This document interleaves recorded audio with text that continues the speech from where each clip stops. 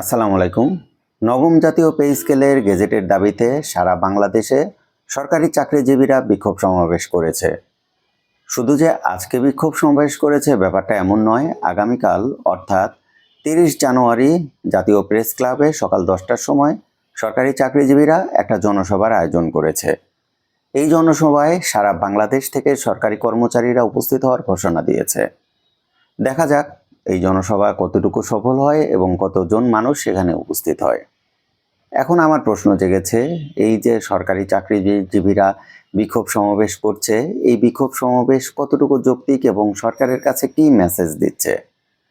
এখন আপনারা যারা পে স্কেল নিয়ে নিয়মিত খোঁজ খবর রাখেন তারা সবাই জানেন যে পে স্কেল হয় না সর্বশেষ 11 বছর ধরে। আমার এই চ্যানেলে অনেক সরকারি চাকরিজীবী আছেন এবং সরকারি চাকরিজীবী করেন না এমন অনেক অডিয়েন্সও আছেন। তো যারা সরকারি চাকরি করেন না তাদের জন্য ছোট একটা আপডেট দিচ্ছি।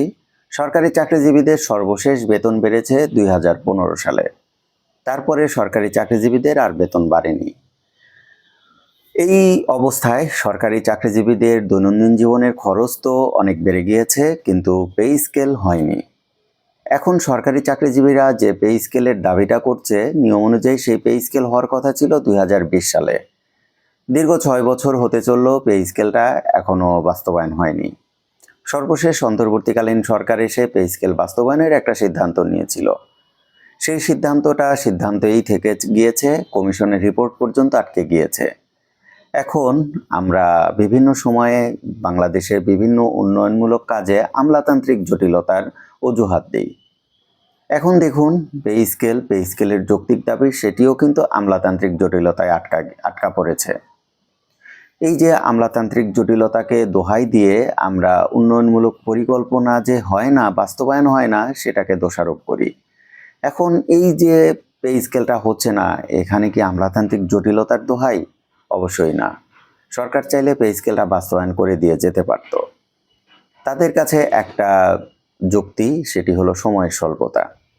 যদি সময়ের এতই স্বল্পতা থাকে তাহলে পে কমিশনকে কেন 6 মাস সময় দেওয়া হলো? আমার প্রশ্ন থেকে গেল। আমি জানি না আমি আসলে এই প্রশ্নের উত্তর পাবো কি না। যদি আরেকটা প্রশ্ন আছে, সেটি হলো বর্তমান সরকার যদি পে কমিশন তাদের রিপোর্টটা বাস্তবায়ন করতে নাই পারে, তাহলে কেন পে কমিশন গঠন করা হলো? পরবর্তী সরকার তারা তো সেই কমিশনের রিপোর্ট গ্রহণ নাও করতে পারে। তাহলে পে স্কেল করে পে স্কেল নিয়ে নিউজ মিডিয়াগুলো যতগুলো নিউজ করেছে, তাতে করে দ্রব্যমূল্যের দাম কিছুটা হলেও বেড়ে গিয়েছে। দ্রব্যমূল্যের দাম মূলত 2টা ধাপে বাড়ে পে স্কেল হওয়ার আলোচনাতে। প্রথম ধাপটা হলো যখন পে স্কেল নিয়ে আলোচনা হয়, সেই ধাপের দ্রব্যমূল্য বৃদ্ধি কিন্তু হয়ে গিয়েছে। মানে অনেক বেশি যে বৃদ্ধি হয় ব্যাপারটা কিন্তু মোটেও এমন নয়, কিন্তু কিছুটা হলেও দ্রব্যমূল্য বৃদ্ধি হয়। এখন দ্বিতীয় ধাপটা হলো যখন পে স্কেল বাস্তবায়ন হয়। এখন যদি এই সময় এসে পে স্কেলটা বাস্তবায়ন না হয়, তাহলে দ্রব্যমূল্যের দাম এক ধাপ যে বৃদ্ধি পেয়েছে, পরবর্তী যখনই আপনি পে স্কেলের আলোচনা করবেন তখন আরও এক ধাপ বৃদ্ধি পেতে পারে। তাহলে সরকারি চাকরিজীবীরা, আপনারা যে বলছেন দেশের জনগণ চাপে পড়ে, তাদের কি এক্সট্রা আরেক ধাপ চাপ বাড়িয়ে দেওয়া হচ্ছে না? অবশ্যই বাড়িয়ে দেওয়া হচ্ছে।